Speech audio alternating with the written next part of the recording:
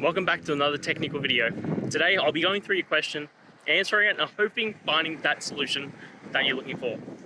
Guys, remember to stay just a little bit crazy just like me and work through to that resolution.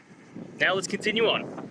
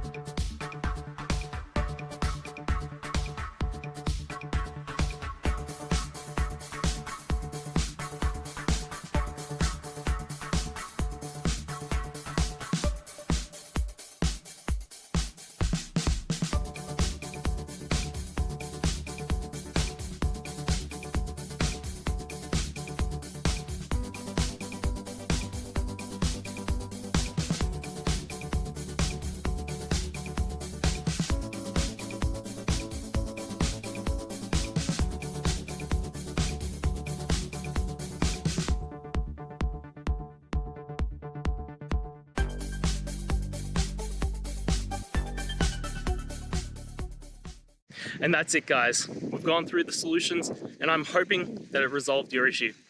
If it did, please hit the subscribe button. I'd really appreciate it. And until next time, I hope you have a good one. Cheers.